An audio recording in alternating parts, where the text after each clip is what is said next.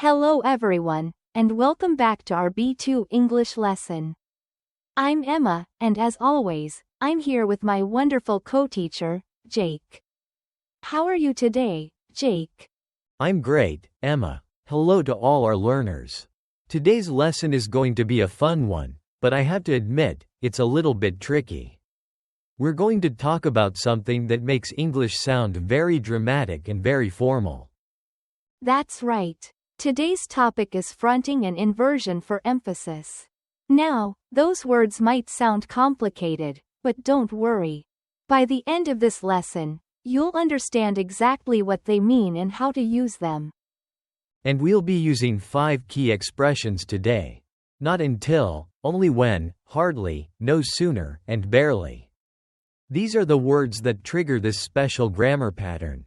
So, let's get started. First, let me explain what inversion is. Normally in English, we say the subject before the verb. For example, I have never seen such a beautiful sunset. Right, that's the normal word order. Subject, then verb. But when we want to add drama, when we want to emphasize something, we can flip it around.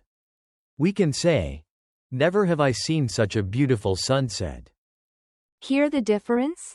Never have I seen. The negative word comes first, and then the verb comes before the subject. It sounds like something from a novel or a film. Exactly. So today, we're focusing on 5 trigger phrases. When you start a sentence with these, you must invert the subject and the auxiliary verb. Let's hear them in action. The first one is hardly. We often say hardly had I done something when something else happened. It means almost as soon as. Listen carefully to the structure. Then we have no sooner, which is similar. No sooner had I arrived than the meeting started. And we have not until, only when, and barely. All of these flip the word order. Let's hear a real conversation now. Jake, tell me about your morning. I heard it was eventful. Oh, it was a disaster, Emma. Hardly had I stepped out of the house when it started raining. I didn't have an umbrella. Oh no. And what happened next? Well, no sooner had I run back to grab one than the rain stopped completely. Can you believe it? Not until I reached the bus stop did it start raining again. That's terrible luck. So you got soaked? Completely soaked. Barely had I sat down on the bus when an old lady looked at me with such pity. Only when I caught my reflection in the window did I realize how ridiculous I looked. Oh Jake, I'm sorry, but that's quite funny. And what a perfect way to demonstrate today's grammar. I suffered for the lesson, Emma. I hope our learners appreciate it. Let's break down what Jake just said. Did you notice the structure? He said, hardly had I stepped out of the house when it started raining. The normal sentence would be, I had hardly stepped out of the house when it started raining. Both are correct, but the first version sounds more dramatic and more formal. When you front the word hardly, you must put the auxiliary verb had before the subject I. And remember, hardly is usually followed by when. Hardly had I stepped out when it started raining. 2 events, one right after the other. No sooner works the same way, but it's followed by then, not when. No sooner had I run back than the rain stopped. Be careful with that. Let me try one. No sooner had I finished my coffee when the phone rang. Wait, Emma, I think you made a small mistake there. With no sooner, we use then, not when. Oh, you're absolutely right, Jake. Let me correct myself. No sooner had I finished my coffee than the phone rang. Thank you for catching that. It's a very common mistake. Now, what about not until and only when? These are time expressions, and they also trigger inversion. Not until I saw the photo did I believe him. Only when she apologized did I forgive her. Notice the pattern. Not until something happened, did something else happen. The auxiliary did comes before the subject.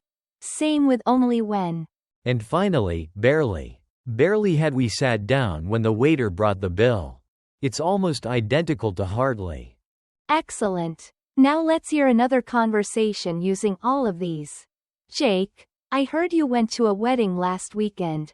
Yes, it was my cousin's wedding. And honestly, Emma, it was the most chaotic event I've ever attended. Not until I arrived at the venue did I realize I had forgotten the gift at home.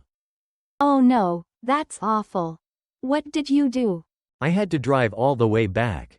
Barely had I returned when the ceremony started. I sneaked in just in time. Phew, that was close. So did everything go smoothly after that? Not at all. No sooner had the bride walked down the aisle than the music system broke down. There was complete silence. Oh dear, how did they handle that? Hardly had anyone moved when the groom started singing himself. He has a beautiful voice, actually. Only when he finished singing did everyone realize what an amazing moment it was. What a beautiful story. It turned a disaster into something memorable. Exactly. And not until I saw the bride's tears of joy did I understand how perfect that imperfect moment really was. That's lovely, Jake. And you used every single one of our target structures. Wonderful work. Now let's review our 5 expressions one by one. The first is not until. Jake, can you give us a clear example? Sure. Not until I lost my job did I appreciate the value of money. It means before that moment, I didn't appreciate it. Or another one. Not until you become a parent will you understand the love. Great. And one more. Not until midnight did the guests finally leave. So not until emphasizes that something didn't happen before that point. Next is only when. Only when I read the letter did I understand the truth. It works very similarly to not until, but it's slightly more poetic. I love using only when. Only when she called me did I remember her birthday. Only when the sun set did the city come alive. Beautiful examples. Now, hardly. Hardly had I closed my eyes when the alarm rang. It feels like no time passed between the two events. Exactly. Hardly had I started reading when my phone buzzed. Hardly had we left the house when we got stuck in traffic. Then we have no sooner, which is very close in meaning. No sooner had I opened the door than my dog jumped on me. Remember, no sooner uses than, not when. Yes, that's the trick. No sooner had she finished speaking than everyone applauded. No sooner had I sat down than I had to stand up again. And finally, barely. Barely had he begun his speech when his microphone failed. Barely had I tasted the soup when I knew it was too salty. Wonderful. Barely is so dramatic. Barely had we boarded the plane when they announced a delay. It paints such a vivid picture. Now let's do a quick review. Jake, I'm going to give you a normal sentence, and I want you to transform it using inversion. Ready? Bring it on, Emma. I had hardly finished dinner when the doorbell rang. Hardly had I finished dinner when the doorbell rang. Perfect. Next.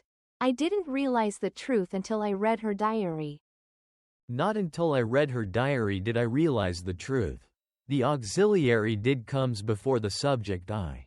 Excellent. One more. She had no sooner left the room when the lights went out. Careful Emma, that one has the trap. It should be. No sooner had she left the room than the lights went out. Then, not when. Caught me trying to test you. Brilliant. Now learners, try these at home. Practice transforming normal sentences into dramatic, inverted ones. And remember, this grammar is most common in formal writing, news reports, and storytelling. You probably won't use it when ordering coffee. But when you do use it, you'll sound incredibly sophisticated. It's a real mark of advanced English. Well, that brings us to the end of today's lesson. We've covered fronting and inversion with 5 powerful expressions. Not until, only when, hardly, no sooner, and barely. I hope you've enjoyed this lesson as much as we have. Try writing 5 sentences of your own using each of these structures.